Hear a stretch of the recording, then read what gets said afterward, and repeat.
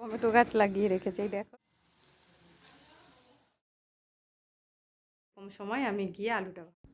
Good morning বন্ধুরা, HD লাইফে তোমাদের সবাইকে অনেক অনেক স্বাগত আরেকটা নতুন ব্লগে।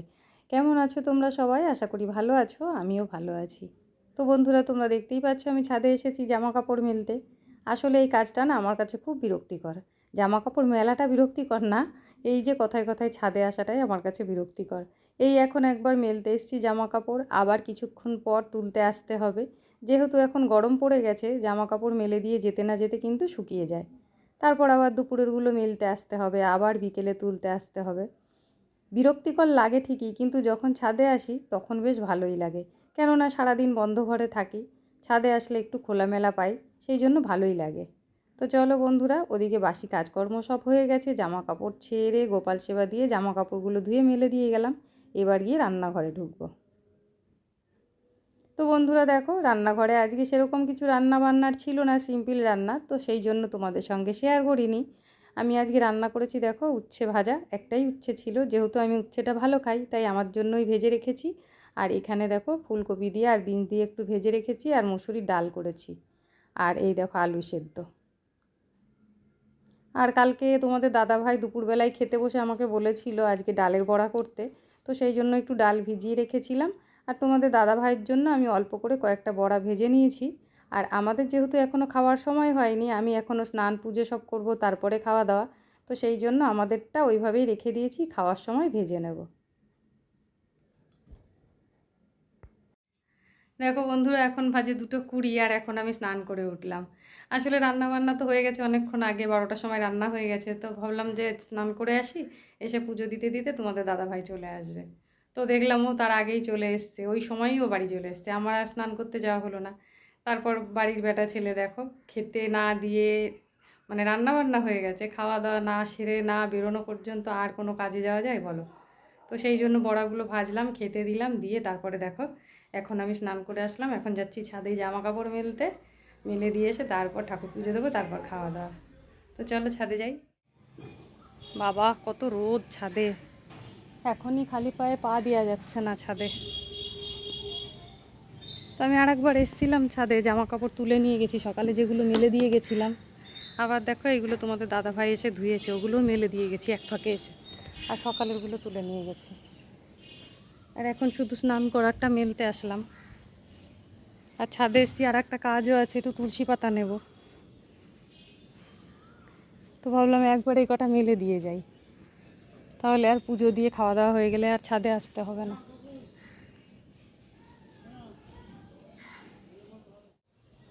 তুলসী গাছগুলো দেখো রোদে শুকিয়ে গেছে কদিন ধরে, এমনি ওদিকে মা অসুস্থ, সেই জন্যে আর গাছগুলোই ঠিক মতন জল দেওয়া হয়নি। আর তারপরে আবার এই সময়টাই তো এমনি হয়ে যায়, শুকিয়ে যায় গাছের পাতা মাথা।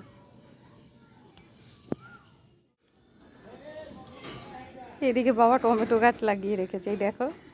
এই গাছগুলোই ঠিকঠাক জল দেয় কিন্তু। টমেটো গাছ আছে, পটল গাছ লাগিয়েছে, আর একটা মনে হয় সিম গাছ লাগিয়েছে। এইদিকে টবগুলোতে দেখো বেগুন গাছ লাগিয়েছে। দিনের বেলাটা প্রচণ্ড রোদ পড়ে, তো একটু ছাওয়াতে না রাখলে হয় না, ওই জন্য ছাওয়ার দিকেই রেখে দিয়েছে, সকালবেলায় রোদটা পড়ে। দেখা যাক। মাটি হলে গাছ যেরকম ভালো হয়, টবে কিন্তু অতটা ভালো হয় না, তাই না? তো চলো, এই দেখো তুলসী পাতা তুলে নিয়েছি, এবার যাই নিচে। ছাদ থেকে এসে দেখো আমার পুজো দেওয়াও হয়ে গেল। আর এখন একটু তুলসী তলায় জল দিয়ে আসি, তারপরে এগুলো গুছিয়ে রেখে যাব রান্নাঘরে। চলে এসেছি রান্নাঘরে, আর এসে দেখো আমি বড়া ভাজতে শুরু করেছি। এই মুসুরির ডালের বড়া ভাজাটা কিন্তু আমাদের বাড়িতে সবাই খেতে খুব ভালোবাসে। মাঝে মধ্যেই মাছ খেতে খেতে যখন বিরক্ত লাগে, ডিম মাছ মাংস এগুলো যখন আর খেতে ভালো লাগে না, তোমাদের দাদাভাই আমাকে বলে আজকে বড়া ভাজা আলু সেদ্ধ ডাল ভাত করো। তো কালকে দুপুরবেলায় খেতে বসেই আমাকে বলেছিল কাল কিন্তু একটু বড়া ভাজা আর আলু সেদ্ধ ডাল ভাত রান্না করো। তো যাই হোক বন্ধুরা, সকালবেলায় যখন ও বেরোলো কাজে, তো আমি ওকে জিজ্ঞেস করলাম কি রান্না করব, ও কোনো কথা না বলে কিন্তু বেরিয়ে গেছিলো। যেহেতু কালকে আমাকে ওই কথাটাও বলে রেখেছিল, সেটা মনে আছে কি না সেটাই দেখছিল। তো চলো বড়াটা ভাজা হয়ে গেলে আগে খাওয়া দাওয়াটা সেরে নিই। তো বন্ধুরা দেখো চলে এসেছি, খেতে বসে পড়েছি আমি, এখন বাজে 3:15। আর ছেলে খাইনি এখনও, ও বললো এখন খাবো না। আমি ওই জন্য বসে পড়লাম, খেয়ে নিই, ওনাকে খাওয়াতে গেলে আবার যুদ্ধ করতে হবে। তো সেই জন্য ভাবলাম আগে নিজের পেটে দিয়ে একটু জোর করে নিই। তো যাই হোক বন্ধুরা, দেখো কী কী নিয়েছি আজকে। উচ্ছে নিয়েছি, আর সঙ্গে আছে দেখো বিনস আর ফুলকপি ভাজা, ওই যে আলু সেদ্ধ, এই দেখো ডালের বড়া, আর এই যে ডাল। সেই দুপুরের পর দেখো আবার চলে এসেছি রাতের রান্না করতে রান্নাঘরে। তো দেখো এখানে সবজি বলতে এই যে গাজর বার করে নিচ্ছি একটু, আর একটু বিনস, এগুলো দিয়ে আমি এখন রাতে সবজি কিছু করব না, মায়ের জন্য একটু ডালিয়া রান্না করব, তো সেই জন্য এগুলো বার করে নিচ্ছি। আর তোমাদের দাদা ভাই, ছেলে আর ভাই, ওরা তিনজন ভাত খাবে, ওদের জন্য একটু ভাত রান্না করব। আর ওদের ভাত দিয়ে খাওয়ার জন্য একটু আলু ভেজে নেব। আমি তো রাতে রুটি খাই, প্রথমে ভেবেছিলাম সবার জন্যই রুটি বানাই, তারপরে আর ইচ্ছা করলো না রুটি বানাতে। তো তোমাদের দাদাভাইকে জিজ্ঞেস করে নিলাম ফোন করে ভাত খাবে কি না, তো বললো খাবে, তো সেই জন্য ভাতই বসিয়ে দেবো। আর দেখো যতই ইচ্ছা করুক বা না করুক, তিনবেলা রান্না করতে তো রান্নাঘরে ঢুকতেই হবে, তাই না? এদিকে দেখো বিন গাজর আমার কাটা হয়ে গেল, এবার রান্নাটা বসিয়ে দেবো। মায়ের রান্নার মধ্যে তো কোনো তেল হলুদ লবণ কিছুই চলবে না, শুধু ডালিয়ার সঙ্গে একটু ডাল, আর এই দেখো সবজি দিয়ে শুধু সেদ্ধ হবে। এদিকে দেখো ডালিয়াটা বসিয়ে দিয়েছি আমি, আর এখানে ভাতও বসিয়ে দিয়েছি। আর এই দুটো যতক্ষণ ধরে হবে ততক্ষণে চলো আমি বাকি কাজগুলো সব সেরে নিই। ভাতটা বসিয়ে দিয়ে আগে আমি আলুটা কুচিয়ে নিয়েছি, আলুটা কুচিয়ে উঠিয়ে রেখেছি। আর ওখানে যে কুটনোগুলো রয়েছে সেগুলো কিন্তু এখনও গোছানো হয়নি, তো ভাবলাম আগে বাসনটা গুছিয়ে ফেলি, তারপর কুটনোগুলো উঠিয়ে নেব।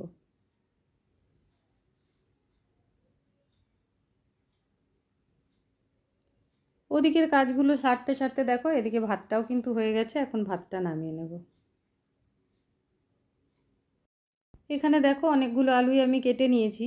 আর আজকে আলুটা যেভাবে আমি ভাজা করব একটু মচমুচে হতে হবে, তো সেই জন্য পুরো আলুটা একসাথে ভাজবো না, অল্প একটু ভেজে দেবো ভাইয়ের জন্য, ভাই যেহেতু একটু আগে খায়, আর বাকিটা আমি পরে ভেজে দেবো। এখানে দেখো পেঁয়াজ কেটে রেখেছি, এখন শুধু কয়েকটা রসুন আমি ছাড়িয়ে নেব। দেখো বন্ধুরা, রান্নাঘরের কাজকর্ম সেরে আমি চলে এসেছি। সব কাজ কিন্তু হয়নি, একটু বাকি আছে। কেননা তোমাদের তো দেখালামই রাত্রেবেলায় ওদের জন্য আমি আলু ভাজা আর ভাত করলাম। তো কালো জিরে পেঁয়াজ রসুন সব দিয়ে না আলু ভাজাটা দিয়ে গরম ভাত খেতে বেশ ভালোই লাগে। আর তোমাদের দাদাভাইকে ভাত খাওয়ার কথা বললেই রাত্রেবেলায় ও কিন্তু আমাকে এইভাবে আলুটাই ভাজতে বলে। তো সেই জন্য ভাইয়ের জন্য আমি আগে ভেজে দিলাম, কেননা এটা ঠান্ডা হয়ে গেলে খেতে ভালো লাগবে না। আর একসাথে অনেকটা আলু ভাজলে না ঝরঝরা হয় না, ওটা কিন্তু সেই চচ্চড়ি মতন হয়ে যায়। তো সেই জন্য ভাইয়েরটা আমি আলাদা করে আগে ভেজে রেখে দিলাম, যেহেতু একটু আগে খায়। আর তোমাদের দাদা ভাই আর ছেলে খাবে সেই রাত্রে 11টার সময়, তো সেই জন্য এত আগে ভাজলাম না, সব রেডি করে রেখেছি। ঠিক যখন দেখবো ওরা বাড়িতে ঢুকবে এরকম সময় আমি গিয়ে আলুটা ভাজবো। আর আমি যেহেতু রুটি খাই, আমি কিন্তু রুটি আজকে কিনে আনা করিয়েছি, এনে নিজে কিন্তু খেয়ে নিয়েছি সকাল সকাল। তো চলো বন্ধুরা, আমার আজকের ভিডিওটা এই পর্যন্তই। তোমাদের কেমন লাগলো অবশ্যই কিন্তু কমেন্ট করে জানিও। আর যদি চ্যানেলে নতুন হয়ে থাকো চ্যানেলটাকে সাবস্ক্রাইব করে আমার পাশে থেকো। চলে আসবো আবার কোনো নতুন ভিডিও নিয়ে, ততক্ষণের জন্য তোমরা খুব ভালো থেকো, সুস্থ থেকো। আজকের মতন এই পর্যন্তই। টাটা বন্ধুরা।